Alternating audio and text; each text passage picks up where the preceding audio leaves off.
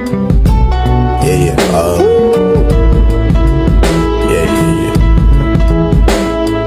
That's the way every day goes. Every time we've no control. If the sky is pink and white, if the ground is black and yellow.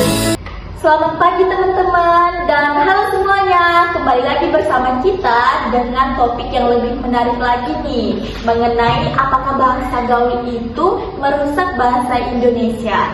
Nah, pada topik kita kali ini kita akan menggunakan diskusi berdasarkan peran.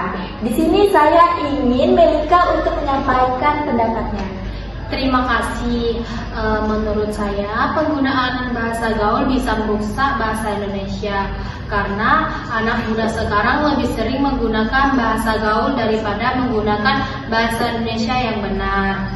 Contohnya seperti gue, lo, dan anjay, atau singkat-singkatan yang lain tidak sesuai dengan kaidahnya.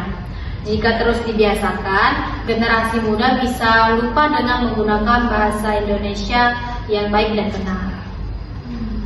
Baik, berarti di sini Melika berada di tim pro. Ya, benar sekali.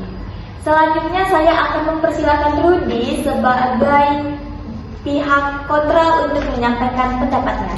Oke, baik, terima kasih. Saya kurang setuju dari pendapat Melika gitu. Nah, menurut saya bahasa gaul tidak merusak bahasa Indonesia. Justru itu malah membuat bahasa itu berkembang. Nah, bahasa gaul biasanya digunakan dalam situasi santai, bukan dalam situasi formal. Selama kita masih bisa membedakan kapan harus menggunakan bahasa resmi dan kapan bisa menggunakan bahasa santai gitu. Menurut saya ya itu tidak menjadi sebuah masalah gitu. Wow, menarik sekali nih. Sekarang kita dengarkan Bella sebagai penengah pada topik kita hari ini. Baik, terima kasih. Saya melihat kedua pendapat ini ada benarnya. Bahasa gaul memang bisa berdampak negatif jika digunakan secara berlebihan, terutama dalam situasi formal seperti di sekolah ataupun di pekerjaan.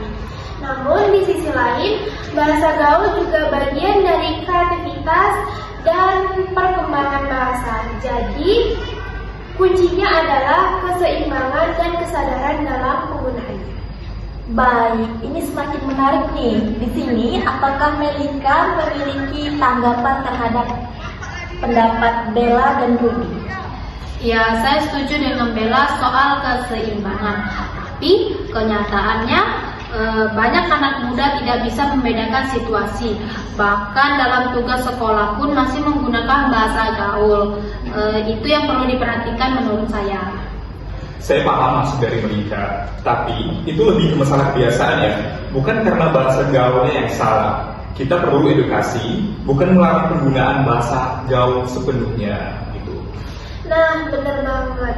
Jadi, solusi terbaik adalah meningkatkan kesadaran berbahasa, menggunakan bahasa Indonesia yang baik dan benar dalam situasi formal dan bahasa gaul dalam situasi santai. Baik, dari diskusi ini kita dapat menyimpulkan bahwa bahasa gaul itu tidak sepenuhnya merusak bahasa Indonesia ketika kita tahu menggunakannya pada situasi dan kondisi yang tepat. Terima kasih kepada teman-teman atas partisipasinya dan sampai jumpa pada diskusi kita selanjutnya.